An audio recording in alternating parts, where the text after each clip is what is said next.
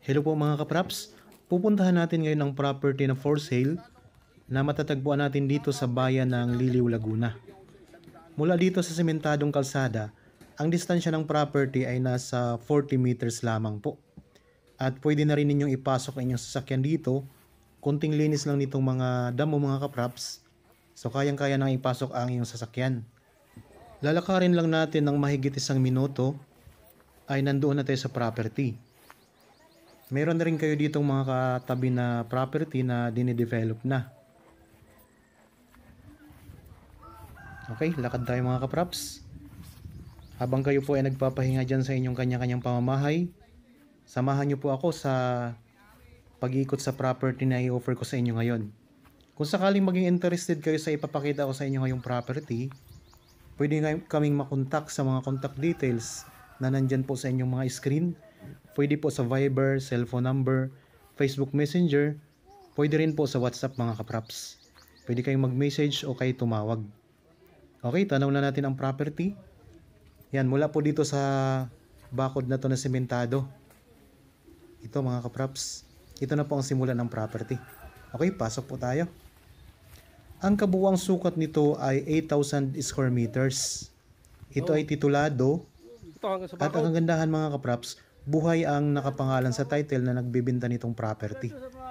Ayan, kitang-kita nyo naman po na patag ang lupa. Meron din itong kasamang maliit na pitak ng palayan sa bandang likuran.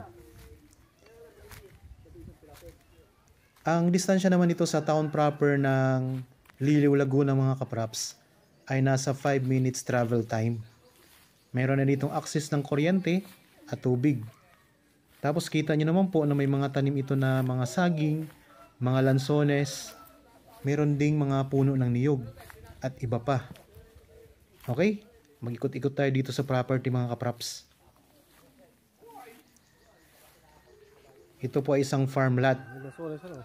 Kung sakaling gusto nyong magtanim pa ng ibang mga prutas, bawasan nyo lang po itong mga puno ng saging.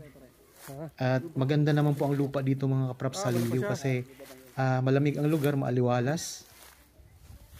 Kaya pwede rin kayong magtayo ng inyong rest house dito. Para naman po sa karagdagang detalye o sa kompletong detalye, makikita nyo po sa description box at sa title nitong video, makikita nyo rin po ang presyo ng property.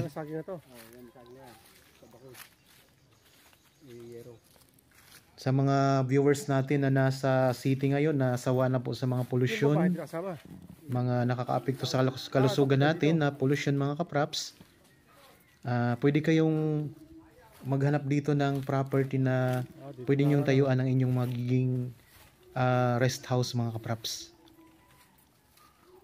Kagaya po nitong ino-offer namin sa inyo ngayon, maganda mga kapraps, patag na patag ang lupa.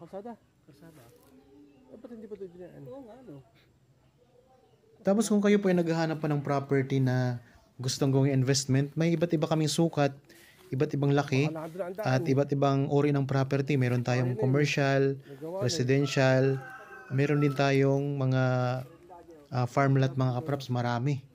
Kadalasan po dito sa lalawigan ng Laguna. Yan, marami ditong mga puno ng saging. Punta tayo doon sa may bandang likuran para makita natin yung boundary at ipakita ko rin sa inyo ang pitak ng palayan. Yan, ito po yung boundary naman sa kabila mga kapraps. Yung may mga tanim na yan. Okay. Lakad-lakad tayo, ikot-ikot pa tayo.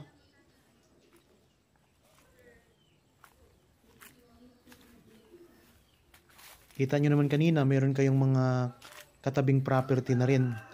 Yun po ay mga for develop na. Nakikita nyo may mga ginawa na po silang bakod na sementado. Kung sakaling kayo makabili nito, pwede nyo rin po itong bakuran agad para maging private mga kapraps, di na mapapasok ng iba.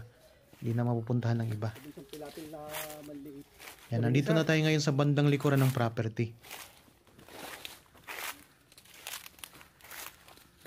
Ang dami pa rin mga lansones dito.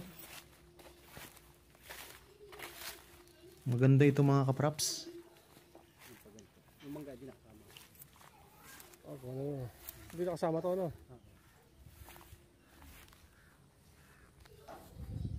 Yan ang kabilang property na katabi ninyo. Tapos ayan po ang pitak ng palayan na sakop nitong property. Ay, malilit pa lang, ano. Hanggang doon sa manggahan mga kapraps. Kaya luming isa. Yan. Okay? Para nagdalagdala na. Yan. Hanggang doon sa manggahan ang pinaka boundary nito.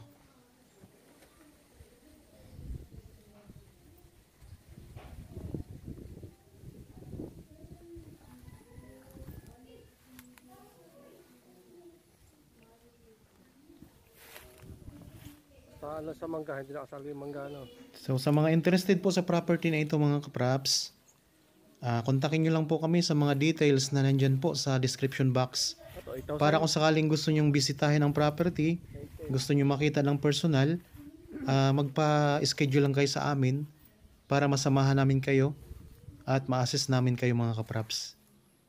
Kung sakaling magustuhan nyo, pwede nyo agad i-process ang pagbili nito sa property. Tapos pwede rin kaming makatulong sa inyo sa pag-recommend o mag-recommend kami sa inyo ng abogado para siya po yung mag-ayos ng mga papel nito mga kapraps sa pag-transfer.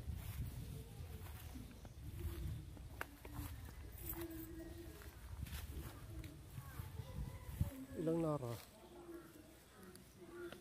Okay, ulitin ko lang po ang detalye nito mga kapraps ha. Ito po ay 8,000 square meters farm lot na matatagpuan natin dito sa bayan ng Liliw, Laguna.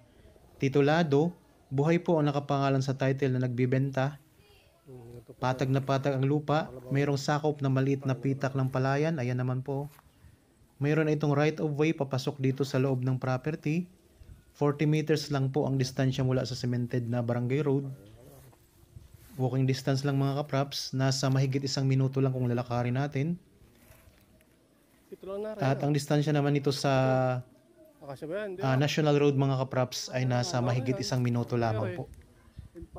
5 minutes travel time papunta sa town proper. May access ng kuryente at saka tubig. Merong mga tanim dito sa loob na mga fruit-bearing trees. Lansones, mga puno ng niyog, mga saging. At mayroon kayong mga katabi na property na dinedevelop na rin mga kapraps. So habang mura pa lang po ang benta nito, bali, puntahan nyo na po ito mga kapraps kung magustuhan nyo ay ayusin nyo na agad. Ay, isa. Narating yun? Hindi. Ano yan? Yung talo, yung may tap-tap ano. Laki na eh. Ito siya, narating.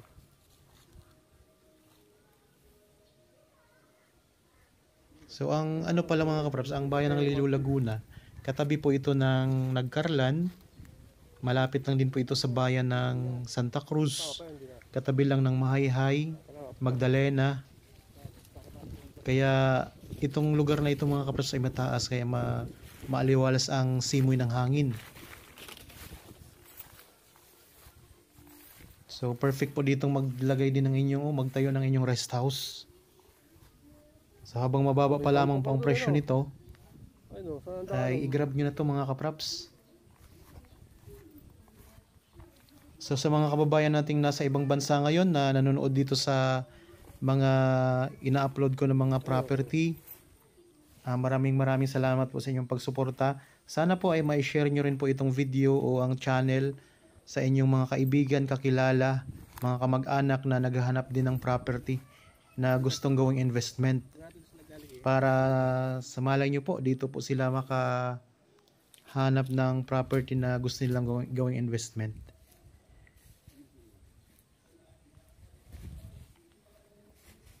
Tapos, meron din po akong YouTube channel, Facebook or Facebook page. Budget Properties din po. Paki-like na rin po, paki-follow na rin po mga kapraps. Kasi marami din kaming mga ina-upload doon na mga short videos ng mga property. Kung gusto niyo namang mapanood yung pinaka-kompletong video, dito lang po kayo pupunta sa aking YouTube channel. Meron din po tayo sa TikTok mga kapraps. Paki-follow na rin po at paki-share na rin po. Pwede rin kayong mag-comment para lagi kayong updated po sa aking mga property na i-offer pa namin sa inyo. Yan, dito mga kapraps, oh. Kasama pa po ito sa property. So, 8,000 kasi ito mga kapraps, kaya malawak-lawak din. Nasa kulang-kulang po ito na ano. Ang 8,000 square meters po ay kulang-kulang 1 hektarya. Kasi ang 1 hektarya ay 10,000 square meters. Kaya 2,000 square meters na lang, 1 hektarya na rin po ito.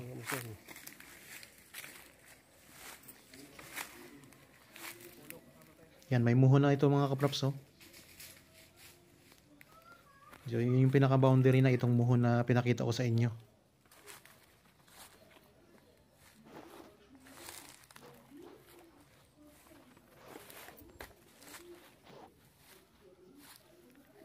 Yan, naikot na natin mga kapraps ang property. So, sa mga nanonood ngayon na napadaan lang dito sa aking channel at bago lang dito sa channel mga kapraps, sana po ay isubscribe nyo naman ito para kung sakaling may mga i-upload pa ako ng mga bagong property, kayo po ang maunang makapanood at makita nyo, baka kayo na ang makabili. Okay, salamat po mga kapraps.